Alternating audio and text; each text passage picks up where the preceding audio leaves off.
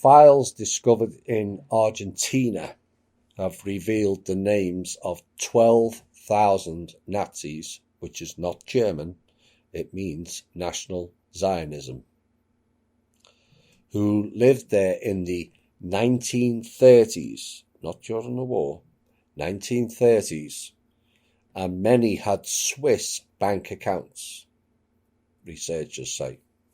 The US-based Simon Wiesenthal Center, famous for tracking down Nazis when he's connected to them, has asked Credit Suisse to identify the dormant bank accounts.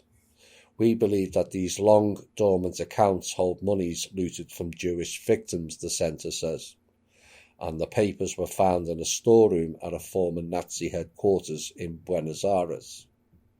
This is no different to the Rothschilds and that mental institution trust they were searching for last month. It's no different at all. Nazi Germany, it says in the article. No, it wasn't Nazi Germany. It's Nazi Zionism, and it's global, not just Germany. Began seizing Jewish property after enacting racist laws in 1935, and a colossal amount was stolen during the Holocaust in the 1940s. Much of that wealth was transferred to secret Swiss bank accounts.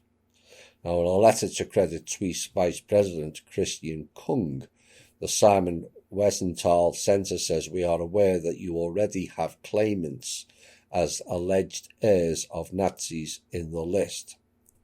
And in a statement on its website, the center says that many of the Nazis listed in the Argentinian files contributed to one or more bank accounts in the Schweizerische Credit Anstalt, which later became the Credit Suisse Bank. It's a bit like Deutsche Bank. That was a Nazi bank as well. Or the SS Bank.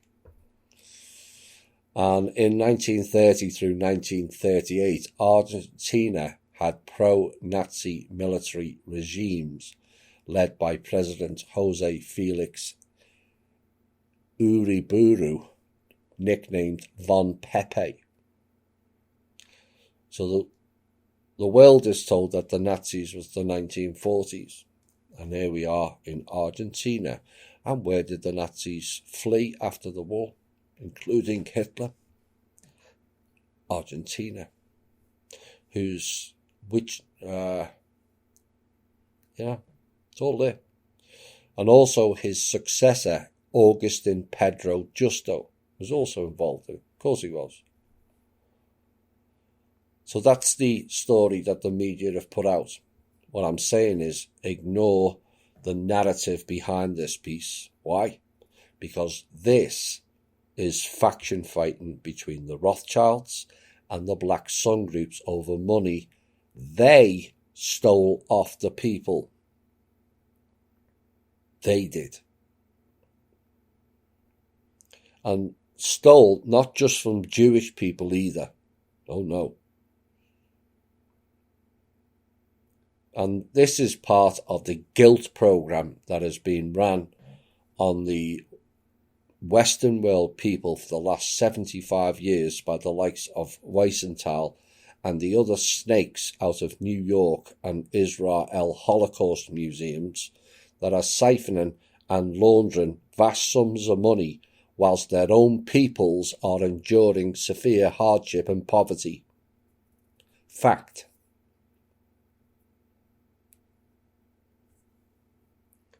Later in that article, it says, the clock ticks on the Swiss banking system, the article said. Who owns them banks? Rothschilds. What is the Rothschilds family? Jewish. Who stole off all the Jewish people? Rothschilds. Who refused to safely remove the Jewish people out of the camps as was arranged by Adolf Hitler, Churchill and Begin in 1942? The Rothschilds. This is Black Sun information,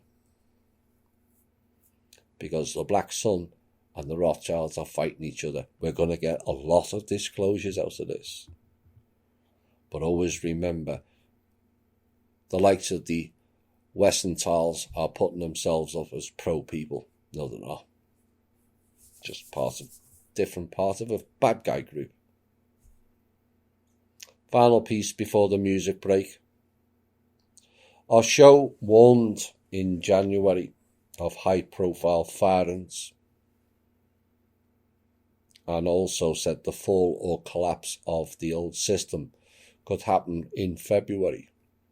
Now, some parts of that have been unveiled and some parts haven't yet. But here is a list of CEOs that have gone in the past month alone. Disney, MasterCard, Bayer, which is Rothschild, Victoria's Secret, Hulu, Uber Eats, Salesforce, IBM, or as it's now known as IWASM, LinkedIn, Barclays, and MGM Resorts, which is also Disney. We'll be back.